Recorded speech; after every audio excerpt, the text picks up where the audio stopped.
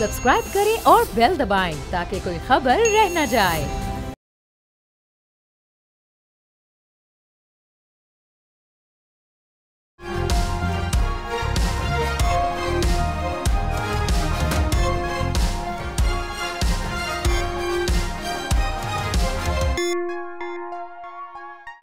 बिस्मिल्लाहिर्रहमानिर्रहीम, अस्सलाम वालेकुम। आप देख रहे हैं प्रोग्राम तब्दीली और मैं हूं जवाद कमाल। नाज़रीन, हमारी फ़ौजी क़यादत ने जो दहशतगर्दी हुई थी जाफ़र एक्सप्रेस में, बलूचिस्तान में, बोलान में, उस तमाम तर दहशतगर्दी का मुंह तोड़ जवाब तो दिया, लेकिन जो हमारी सियासी क़यादत है वो इस तमाम तर सूरत हाल के अंदर एक दूसरे के ख़िलाफ़ तुंदो तेज़ बयानात देती हुई नज़र आ रही है।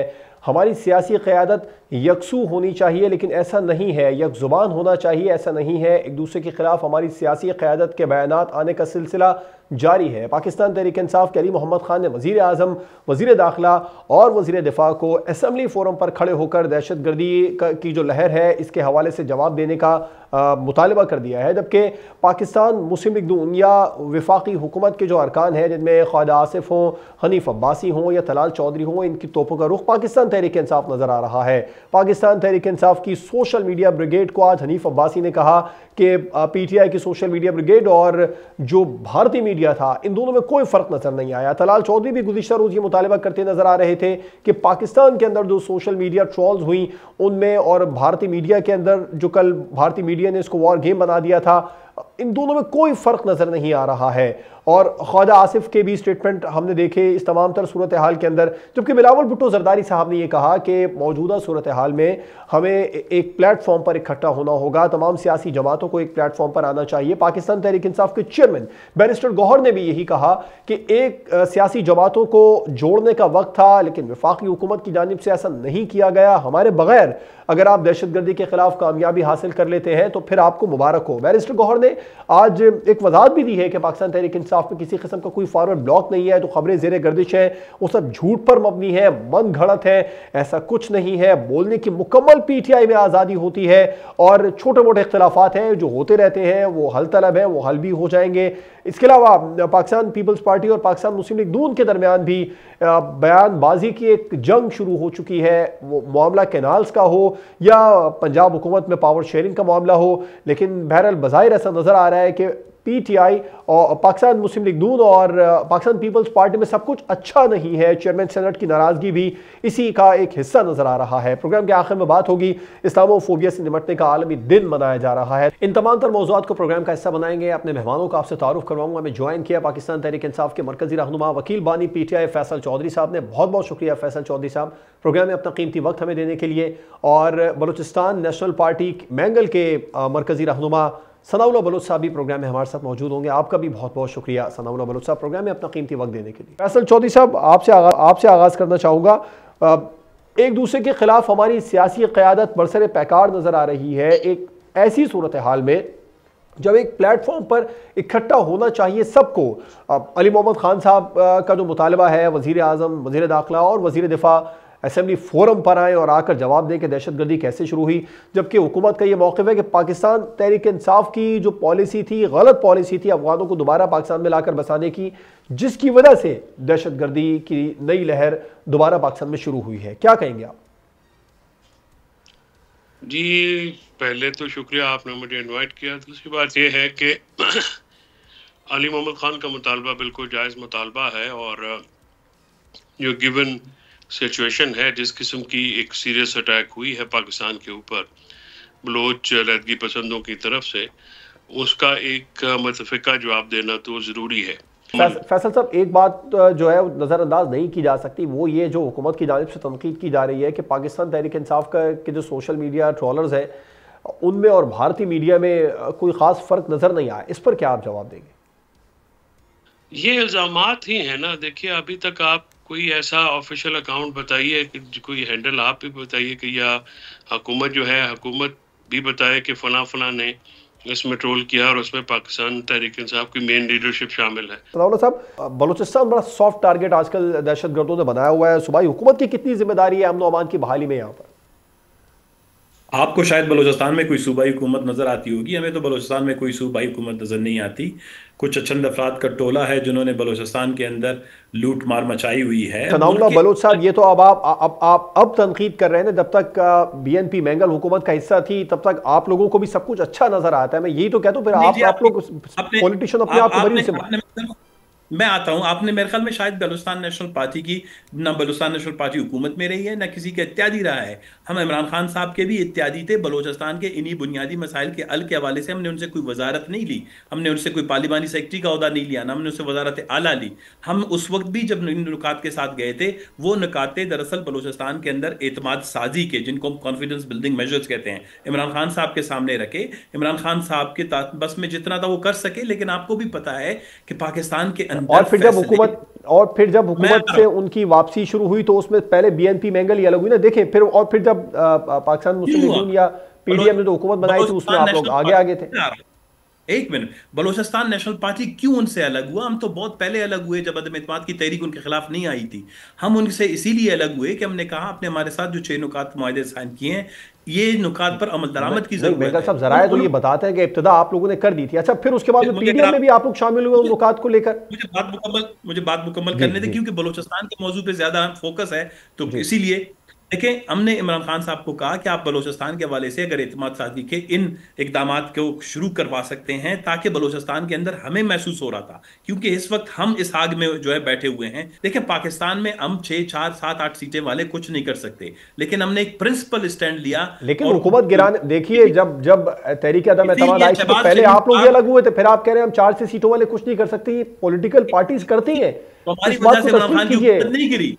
इमरान खान की हुकूमत गिरी है, सबको पता है किसकी वजह से गिरी है। इमरान खान के बाद फैसल चौधरी साहब, क्या अदम एतमाद की तहरीक में अगर बीएनपी मैंगल इब्तिदा ना करती तो इतना आसान होता आप लोगों की जो अदम एतमाद की तहरीक कामयाब हुई? फैसल चौधरी साहब से पूछ रहे हैं। जी फैसल साहब, बीएनपी मैंगल का जो किरदार सियासी है बलूचिस्तान में, उसको एक्सेप्ट करना होगा। बलूचिस्तान की अगर वो उनकी नंबर्स थोड़े भी हैं तो फैसल मैंगल साहब या बीएनपी की जो हैसियत, सियासी हैसियत है बलूचिस्तान में, उससे कोई इनकार नहीं कर सकता। अब मामलात आगे बढ़ाने चाहिए, मामलात को पीछे देखने से सियासत आगे नहीं बढ़ती है। अच्छा, मामलात आगे बढ़ाने के हवाले से फैसल साहब, अज़मा बुखारी साहिबा से भी सवाल किया गया। उन्होंने कहा कि जहां पर मजम्मत भी ना की जाए और अपनी फौज पर चढ़ाई कर दी जाए, उनके साथ तो मामलात आगे नहीं बढ़ाए जा सकते, बहुत मुश्किल है। तो फिर ना बढ़ाएं जी, तो फिर अपनी जो कारकर्दगी है वो दिखाएं। गुजारिश ये है कि अगर आपने संजीदा होना है तो फिर अज़मा बुखारी मेरी बहन है, लेकिन उन जैसी शख्सियात की तो फिर गुंजाइश नहीं है। ये तो गैर संजीदा लोग हैं। फैसल चौधरी साहब, पाकिस्तान तहरीक इंसाफ में कोई फॉरवर्ड ब्लॉक बन रहा है?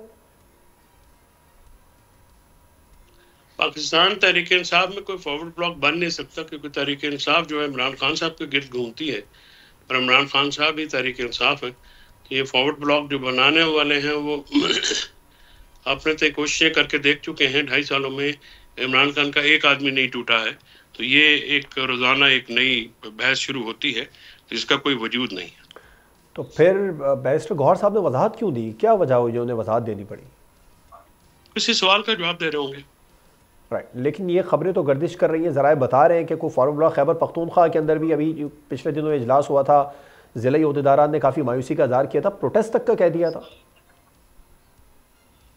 ज़िले अहदेदार जो हैं वो बात करते रहते हैं, बात करनी चाहिए। बात तो अगर क़यादत जो है, चले मैं खुल के आपसे सवाल कर मैं फैसल साहब, मैं खुल के सवाल कर लेता हूँ। क्या अली अमीन गंडापुर बमुकाबला जुनैद अकबर नहीं चल रहा इस वक्त पीटीआई में? बिल्कुल नहीं चल रहा। अली अमीन जो है वो सीएम हैं और रहेंगे। और बुशरा बीबी अलीमा खान ग्रुप भी नहीं चल रहा जी? बुशरा बीबी और अलीमा खान ग्रुप भी नहीं चल रहा? नहीं, मुझे तो सिर्फ एक ही ग्रुप का पता है, उसका नाम इमरान खान है। बाकी मैं किसी ग्रुप को जानता नहीं। मुखालफिन तो ये कह रहे हैं कि ये सारे मिलकर चाहते हैं कि इमरान खान साहब बाहर ना आए, ताकि इनकी इसी तरह रस्साकशी चलती रहे, जारादारी चलती रहे पार्टी में। अगर इमरान खान नहीं होंगे तो पार्टी क्या होगी, सियासत क्या होगी? अच्छा, तो सबको समझना चाहिए। इल्जाम तो आप लोगों पर ही है, आप वकील भी हैं। ये भी कहते हैं मुखालफिन, पंजाब हुकूमत के बहुत सारे लोग हैं, वफाकी हुकूमत के बहुत सारे लोग हैं, अरकान जो ये कहते नजर आते हैं कि बानी पीटीआई के वकला ही नहीं चाहते कि वो बाहर आए। उन वकला की निशानदेही करें।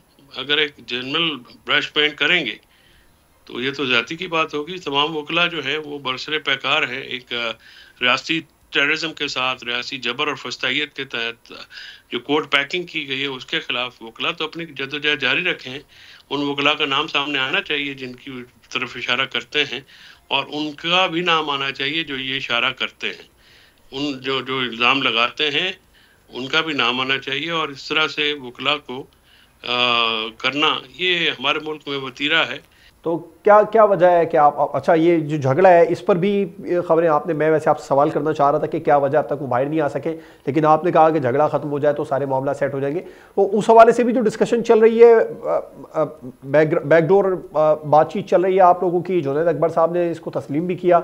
उन्होंने कहा कि बिल्कुल ये हमारे दुश्मन नहीं है, हमारी बात हो रही है। इसकी ज़रा आप भी तस्दीक कर दीजिए। बैकडोर चैनल कोई मुज़ाकरात नहीं हो रहे मेरे इल्म में, नहीं। जहाँ तक मेरे इल्म की बात है, ये मुझे इमरान खान साहब ने बताया, बाय बैकडोर कोई चैनल की गुफ्तगू नहीं हो रही, और शायद हो भी नहीं सकती, क्योंकि उसके जो इस वक्त जो बुनियादी रिक्वायरमेंट्स हैं वो नहीं है। ना इमरान खान साहब डील की तरफ आएंगे, ना वो बाहर जाएंगे, तो लिहाजा फिर क्या गुफ्तगू होगी। डायलॉग प्रोसेस जो हुकूमत के साथ बंद किया है, क्या वो दोबारा शुरू होने वाला है? नहीं, डायलॉग प्रोसेस तो देखिए वो तो इसलिए बंद हुआ ना कि हमारा अपोजिशन के साथ डायलॉग तो शुरू है, हम अपोजिशन के साथ डायलॉग कर रहे हैं। हुकूमत तो फेल हो गई, वो तो बाख्तियार है नहीं। हुकूमत के साथ जो डायलॉग प्रोसेस था, जिस पर आज बैरिस्टर गौहर का भी स्टेटमेंट सामने आया, उन्होंने कहा कि वो इसलिए हमने बंद किया है कि कमीशन बनाने पर आमादगी हुकूमत ने जाहिर नहीं की, तो फिर हम उससे अलग हो गए, वक्त ज़ाया नहीं करना चाहते थे, क्योंकि हुकूमत तो चाहती है दोबारा आगे बढ़े। नहीं, गौहर खान साहब ठीक कह रहे हैं कि अगर वहाँ पे हुकूमत इतनी बे इख्तियार है और इतनी जो है वो अपने मामलात को दुरुस्त नहीं कर सकती है, तो फिर ऐसी हुकूमत के साथ बातचीत जो है वो तो नहीं हो सकती। हुकूमत तो मुज़ाकरात तो बाख्तियार हुकूमतों के साथ किए जाते हैं, हुकूमत जो है बेख्तियार है और वो कठपुतली है, और उनको इस वक्त अपने तय फैसले नहीं कर सकते। मुझे बज़ाते खुद पता है, मैं सारे मामले में शामिल था, बहुत कोशिश की कि मुज़ाकराती कमेटी की मीटिंग हो जाए, इमरान खान साहब से जेल में नहीं हो सकी। तो लिहाजा इस हुकूमत जो कि इतनी कमज़ोर हो कि वो अपनी बात भी ना कह सके, इतनी उसके लीडर जो हैं वो इतने नादम हो, अब अवाम में ना निकल सकें, तो ऐसे हुकूमत से क्या तोक़ा लगाई जा सकती है। जिस दिन मैंने अर्ज़ किया कि झगड़ा जिन दो अफ्रीकान के दरमियान है, उसमें से अवाम में तो निकल रहे। फैसला आपने कहा अवाम में नहीं निकल सकते, हमने देखा शहबाज शरीफ साहब ने जलसे किए, मरीम साहबा जलसे कर रही हैं, अवाम में है तो जलसे कर रहे हैं ना। सरकार कभी जलसे करती है? सरकार एक सरकारी इज्तिमा करती है, लेकिन बहरहाल अब जलसे अपोजिशन करती है। राइट, चले अच्छा सनाउल्लाह साहब, एक प्लेटफॉर्म पर सियासी जमातें बलूचिस्तान में किस तरह इकट्ठी हो सकती हैं, ये बड़ा अहम सवाल है। दूसरा ये कि अभी पाकिस्तान तहरीक इंसाफ, जैसे फैसल चौधरी साहब ने कहा कि हम हुकूमत से तो मुज़ाकरात करें ना करें, लेकिन बहरहाल अपोजिशन जमातों से हमारी बात चल रही है। तो BNP मैंगल क्या पाकिस्तान तहरीक इंसाफ की का जो अब एक ग्रैंड अपोजिशन अलायंस बनने जा रहा है उसमें शामिल होगी? हम ऑलरेडी शामिल हैं, बल्कि हम उसके लीडिंग जो है वो क्या कहते हैं कि पार्टियों में से एक हैं जिन्होंने इसकी तश्कील नौ की। इसका जो पहला दूसरा इजलास हुआ तो क्वेटा में ही हुआ था, हमारी मेज़बानी में। तहरीक तहफ़्फ़ुज़ आईन पाकिस्तान बना, जब उनके कन्वीनर मुकर्रर हुए, मैं उससे कमेटी का खुद हिस्सा हूँ जो लीगल और कॉन्स्टिट्यूशनल मैटर्स पे ड्राफ्टिंग और रिकमेंडेशंस के लिए बनी थी। बलूचिस्तान नेशनल पार्टी, जब सरदार अख्तर मैंगल साहब वहीं पे इस्लामाबाद में थे। सनाउल्लाह साहब, जो आपसे पूछना चाह रहा था वो ये कि पाकिस्तान तहरीक इंसाफ का जो मेन मोटिव रहता है वो यही रहता है कि यकीनी तौर पर हो सकता है फैसल साहब इस बात से इख्तलाफ करें, ईद के बाद जो पाकिस्तान तहरीक इंसाफ ये इत्तलात है कि एक बार फिर से शहर इक़्तिदार में एहतजाज के बारे में सोच रही है, बड़ा एहतजाज करने का प्लान बना रही है, उसमें भी BNP शामिल होगी तो सड़कों पे एहतजाज किया जाएगा, क्योंकि JUIF के साथ शायद इन्हीं बातों के ऊपर इख्तिलाफात सामने आ रहे हैं। BNP मैंगल को कोई मैं आपकी बात समझ गया। पाकिस्तान में इस वक्त एक आतिफिशा की सी सूरत हाल है, ये एक लावा है, किसी वक्त भी पट सकता है, और मैं बिल्कुल इसके हक में हूँ कि ईद के बाद फिलफौर पाकिस्तान के अवाम को मायूसी के बजाय वो कोई सिविल वार शुरू हो जाए, कोई और चीज़ हो जाए। पाकिस्तान के मसाइल के हल करने के लिए बहुत बड़े सतह पर एहतजाज की ज़रूरत है। बलूचिस्तान नेशनल पार्टी पाकिस्तान सतह में इस जो है फॉर्म 47 के रजीम के खिलाफ जिस भी बड़े एहतजाज का हिस्सा बनेगी, बलूचिस्तान नेशनल पार्टी भरपूर तरीके से उसमें हिस्सा लेगी, लेकिन बशर्ते के बलूचिस्तान को तरजीह एजेंडे में रखा दिया है। बलूचिस्तान के लापता अफराद का मसला, बलूचिस्तान के तनाज़े का जो है हल, बलूचिस्तान के वसाइल पर बलूचिस्तान के अवाम की ये तो आप लोगों के पॉइंट्स हैं ना, बिल्कुल ठीक है। बिल्कुल बिल्कुल आपने दुरुस्त कहा सनाउल्लाह साहब, ये पॉइंट्स होने जो शामिल होंगे पाकिस्तान तहरीक इंसाफ।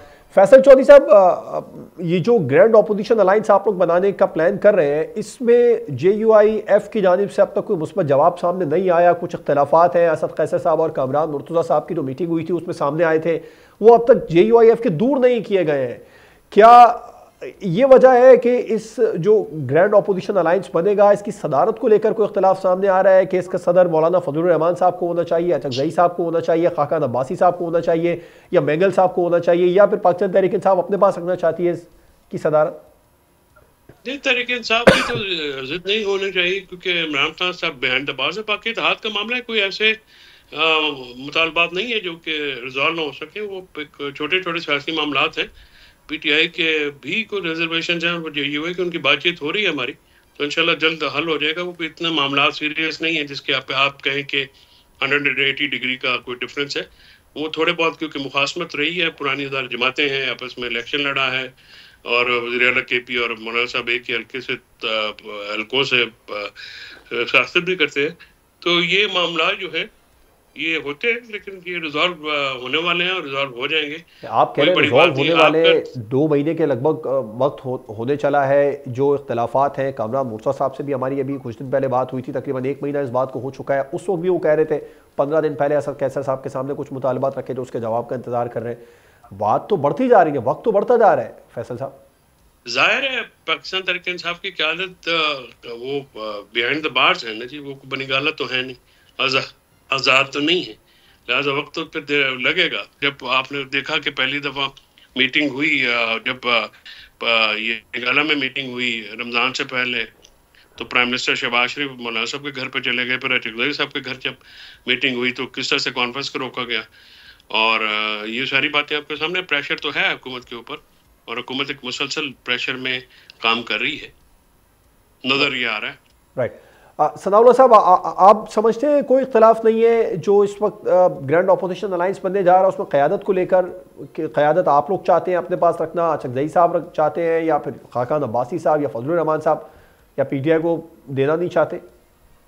देखें, आप हिस्टोरिकली जितने भी ग्रैंड मूवमेंट्स होते हैं, नेशनल मूवमेंट्स होते हैं, डेमोक्रेटिक मूवमेंट्स होते हैं, या अपोजिशन के तरीके होती हैं, पूरी दुनिया में देख लें, ये कलेक्टिव लीडरशिप के तहत ही आगे बढ़ती हैं। ये सिंगल लीडरशिप के तहत नहीं होती। इसलिए इसमें कसीर और जैती जमातें होती हैं, उनके अपने मंशूर होते हैं, उनके अपने एरिया होते हैं। फिर काफ़ी जगहों पर, यहाँ पर डेफिनेटली जिस तरह एडवोकेट साहब ने कहा कि काफ़ी जगहों पर एक दूसरे के साथ मुकाबला भी होता है, लेकिन उन तमाम चीज़ों को पसे पुश्त रखकर एक कलेक्टिव सी लीडरशिप होती है, कलेक्टिव डिसीजंस लिए जाते हैं। उसमें जो है ये जो आइन है, आइन का तहफ़्फ़ुज़ है, आइन में दिए गए सारे जो आर्टिकल्स हैं या शिकें हैं, इन पर अमल दरामद है। जिस तरह इस तहरीक का नाम भी यही है। अभी तक कोई मुझे इसमें नज़र नहीं आ रहा है कि कोई इख्तलाफात हैं। जिस तरह आपने बात की मौलाना साहब की, मौलाना साहब से जब नशस्तें सरदार अख्तर मेंगल साहब की हुई थी, मैं भी साथ था।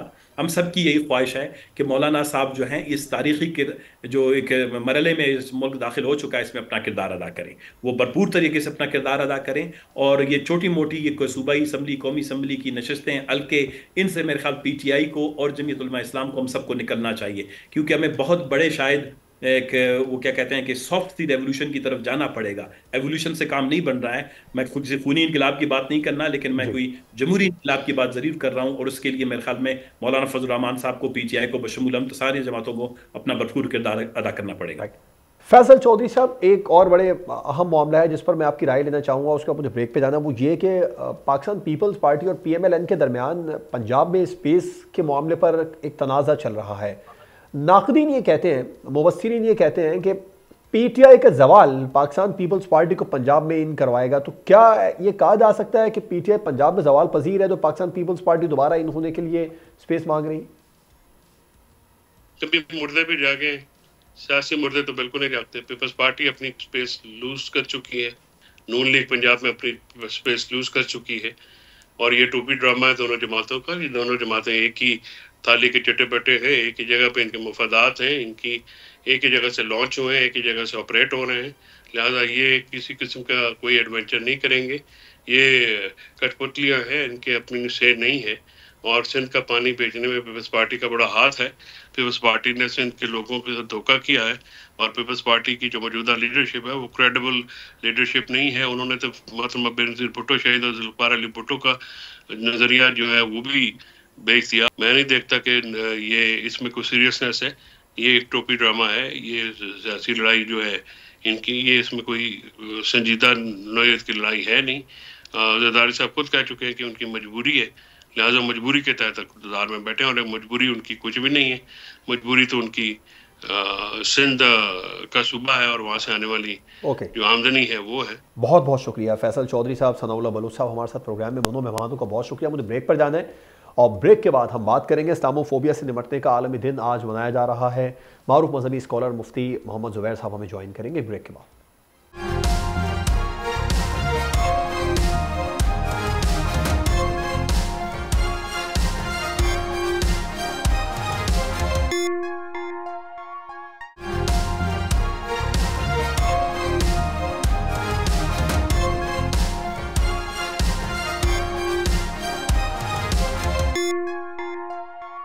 वेलकम बैक नाज़रीन। इस्लामोफोबिया से निपटने का आज दुनिया भर में आलमी दिन मनाया जा रहा है। पाकिस्तान भर में भी आज इस हवाले से रैलियां निकाली जा रही हैं। इस पर बात करेंगे। मारूफ मजहबी स्कॉलर मुफ्ती मोहम्मद ज़ुबैर साहब ने हमें प्रोग्राम में ज्वाइन किया। बहुत बहुत शुक्रिया मुफ्ती ज़ुबैर साहब अपना कीमती वक्त प्रोग्राम में हमें देने के लिए।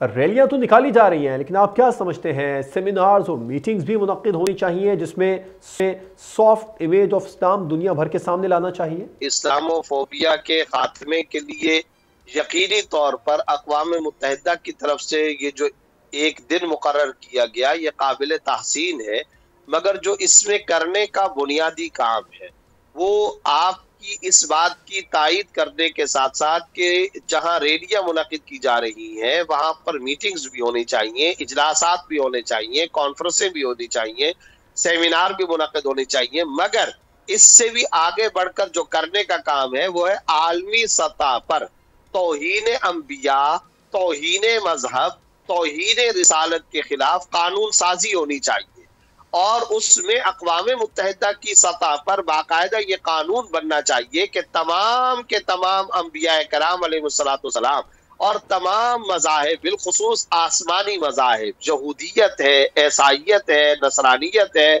तौरात, ज़बूर, इंजील प्लस फिर कुरान करीम, इनकी तौहीन को टेररिज्म करार दिया जाए, इनकी गुस्ताखी और तौहीन और बेतौकीरी को दहशतगर्दी करार दिया जाए, आलमी सतह पर जुर्म करार दिया जाए और लिखा जाए उस कानून के अंदर कि हजरत मूसा अलैहिस्सलाम की तौहीन नाकाबिल बर्दाश्त, हजरत ईसा अलैहिस्सलाम की तौहीन नाकाबिल बर्दाश्त, हजरत दाऊद अलैहिस्सलाम की तौहीन नाकाबिल बर्दाश्त, हजरत सारा अलैहिस्सलाम, हजरत मरियम अलैहिस्सलाम की तौहीन नाकाबिल बर्दाश्त। जब आप इन तमाम शख्सियात का जिक्र करते तो फिर 1.5 अरब मुसलमान जिस हस्ती को अपना हबीब व महबूब, अपनी जानों से ज्यादा महबूब, अपना सरताज, अपना फखर, वजह वजूदे कायनात मानते हैं हजरत मोहम्मद मुस्तफ़ा सल्लल्लाहु अलैहि वसल्लम, फिर उनका नाम गिरामी इस पे गिरामी भी शामिल किया जाए कि ना उनकी तौहीन होगी और ना उनके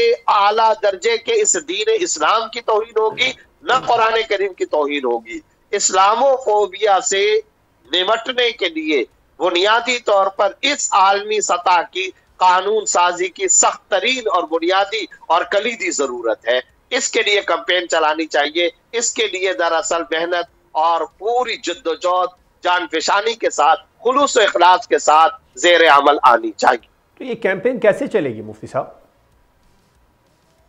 बुनियादी तौर पर तमाम मुस्लिम सफारत खानों को नक्लो हरकत करनी चाहिए और हमारा मुकदमा भाईजान इस सिलसिले में बहुत क्लियर है, यानी किस कदर मुनसिफाना मुकदमा है। हम ये नहीं कह रहे कि सिर्फ हजरत मोहम्मद मुस्तफा सल्लल्लाहु अलैहि वसल्लम की तौहीन को नाकाबिल बर्दाश्त करार दिया जाए या टेररिज्म और दहशतगर्दी करार दिया जाए। हम पुकार करके कह रहे हैं कि तमाम अंबिया के नाम लिखो। हजरत ईसा अलैहिस्सलाम की तौहीन अगर कोई शख्स करता है, हमारे नजदीक वो इंसानियत का मुजरिम है, वो बुनियादी इंसानी हुकूक की सबसे बड़ी पामाली करने वाला है। जो हजरत ईसा अलैहिस्सलाम की तौहीन करे, जो हजरत मूसा अलैहिस्सलाम की तौहीन करे, जो सुलेमान अलैहिस्सलाम और दाऊद अलैहिस्सलाम की तौहीन करे। हम तो ये कह रहे हैं हमारा मुकदमा इस कदर मुनसिफाना है, इस कदर हमारी डिमांड इंसाफ पर मबनी है कि इससे ज्यादा इंसाफ पर मबनी कोई डिमांड नहीं हो सकती। लिहाजा OIC को हरकत में आना चाहिए, अरब लीग को हरकत में आना चाहिए, मुस्लिम हुक्मरान, उनके तमाम सफारत खाने, तमाम की तमाम खारजा की वजारतें इसमें इन्वॉल्व होनी चाहिए।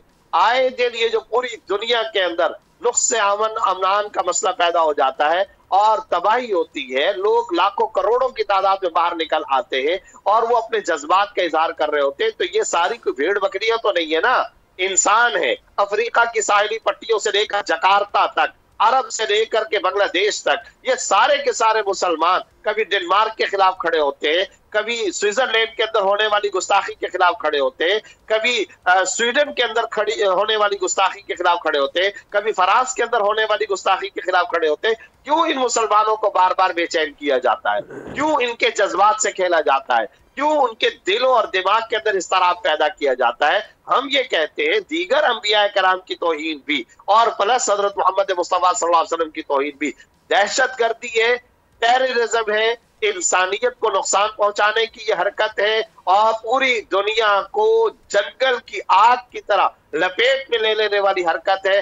इस पर पाबंदी लगनी चाहिए, ये आलमी कानून साजी होनी चाहिए, इसमें पाकिस्तान को भी अपना किरदार अदा करना चाहिए और दीगर मुस्लिम ममालिक को भी अपना कलीदी किरदार अदा करना चाहिए। पाकिस्तान में आप क्या समझते हैं, ख़ास तौर पर आज के दिन मज़ीद क्या हुकूमत की जानिब से इक़दाम होने चाहिए थे? क्या आज के दिन ऐसा नहीं होना चाहिए था कि तमाम मसालिक के उलमा कराम एक प्लेटफॉर्म पर आकर एक यकजहती का पैगाम दे, एक सॉफ्ट इमेज इस्लाम का दुनिया के सामने रखें? बिल्कुल यही बात आप सही कह रहे हैं। पाकिस्तान ने भी आज के दिन यौम तहफ़्फ़ुज़ नामूस रिसालत के तौर पर बनाने का फैसला किया। ये काबिल तहसीन है मगर ना काफी है। काबिल तहसीन है, इसकी तहसीन हम कर रहे हैं मगर ना काफी है। जिस तरह आपने कहा आज हमारी वजारत मजहबी उमूर को एक्टिव होना चाहिए था और हमारे तमाम मसालिक के उलमा को एक प्लेटफॉर्म पे खड़ा करना चाहिए था और दो किस्म की खास बातों का पैगाम पूरी दुनिया को देना चाहिए था। नंबर एक, तौहीन अंबिया काबिल बर्दाश्त नहीं, तौहीन मजहब काबिल बर्दाश्त नहीं, तौहीन कुतुब समाविया तौरात ज़बूर इंजील और फिर कुरान करीम, इनकी तौहीन काबिल बर्दाश्त नहीं।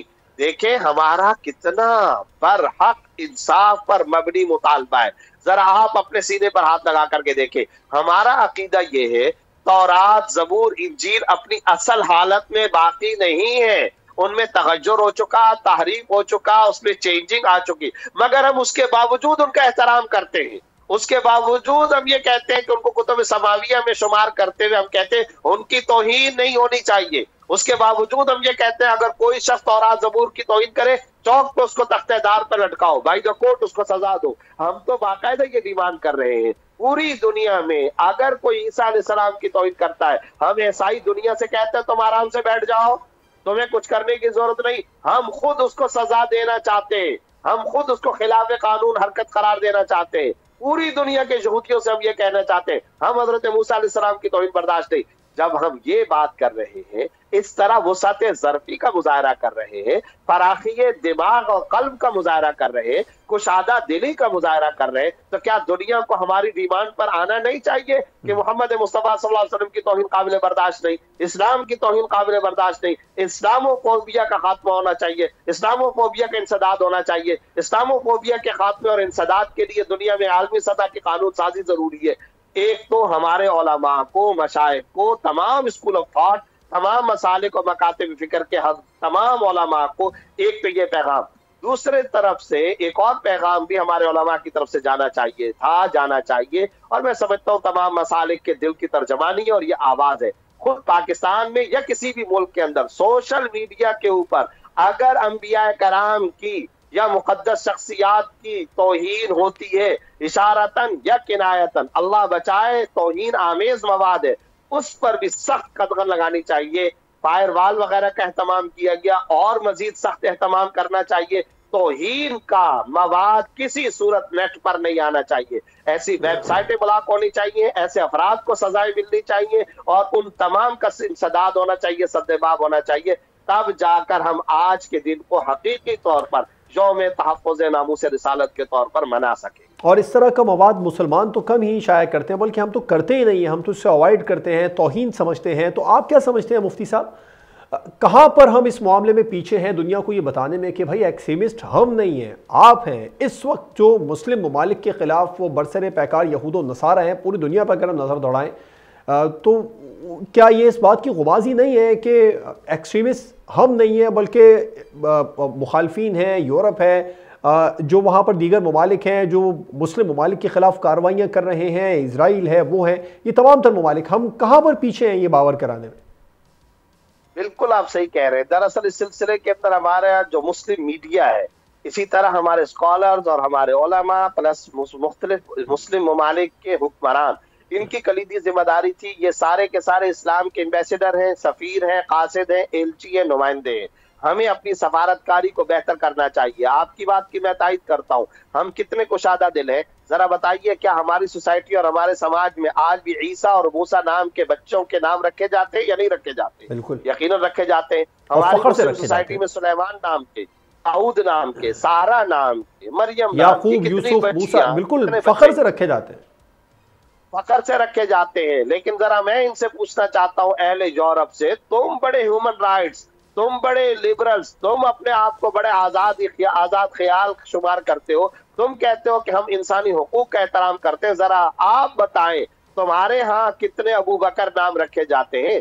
आयशा और खदीजा, तुम्हारे यहाँ कितनी बच्चियों का नाम रखा जाता है? तुम्हारे यहाँ कितने बच्चों का नाम मोहम्मद या मुस्तफा रखा जाता है? फिर साथ ही साथ एक और अहम तरीन पहलू, हम तो गिरजे नहीं तोड़ते, फरास में तुम मीनार गिराते हो। हम तो तुम्हारे मजहबी लिबास पर कदगन नहीं लगाते, तुम हमारी औरतों के बुरके छीनते हो। हम तो तुम्हारी किसी इबादतगाह को अगर कोई तबाह करता है, हम सजा देते हैं, कोर्ट के अंदर ले जाते हैं, अदालतों के अंदर ले जाते हैं। तुम्हारी पार्लिमान की हालत ये है, तुम्हारे यूरोप के मुख्तलिफ मुल्कों की पार्लियामेंट की सूरत हाल ये, कभी वो मीनार के खिलाफ, कभी वो मस्जिद के खिलाफ, कभी वो रोजे के खिलाफ, कभी औरतों के पर्दे के खिलाफ वो बाकायदा कानून साजियां कर रहे हैं। तुम तंग दिल हो, तुम तंग ज़र्फ हो, तुम्हारे अंदर वुसअत ज़र्फी नहीं है। तुमने गज़ा के अंदर, हैरान कुन बात है, जहां वो बैतुल मक़दस मस्जिद अक़सा के दुश्मन है, जहां उन्होंने गज़ा के अंदर बहुत सारी मस्जिदों को तह तेख किया, तबाह किया, वहां गिरजों को भी तबाह किया है। वहां उन्होंने मंदिर और गिरजे खास तौर पर गिरजों को तबाह किया है। हम तो इन गिरजों को नहीं तोड़ना चाहते।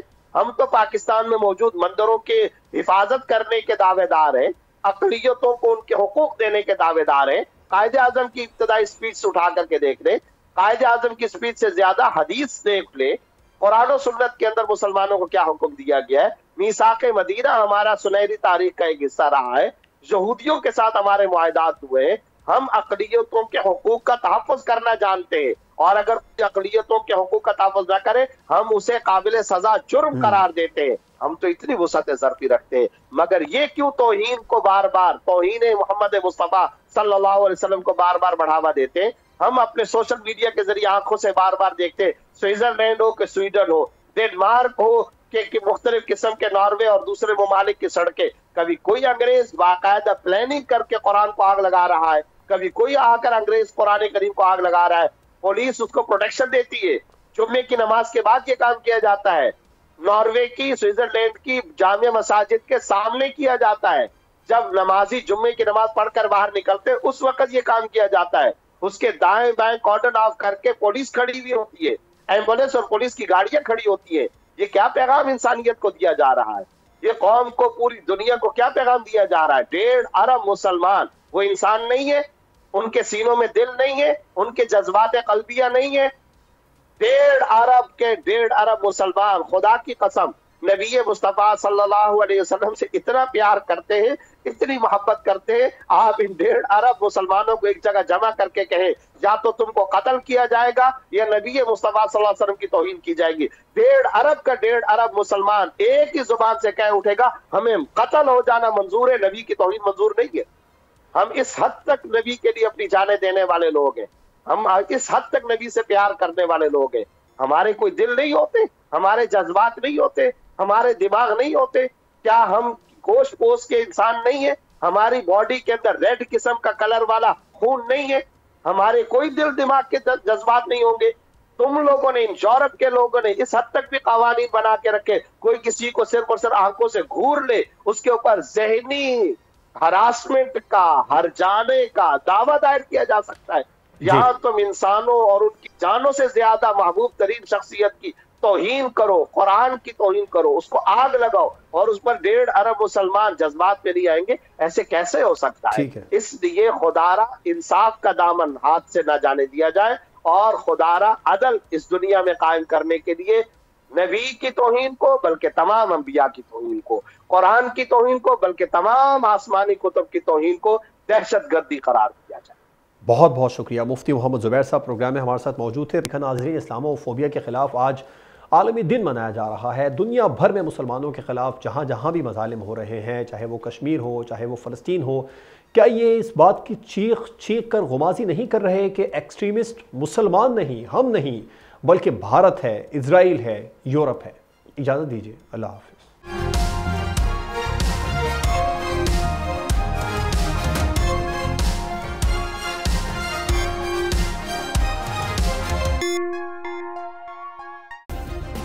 सब्सक्राइब करें और बेल दबाएं ताकि कोई खबर रह न जाए।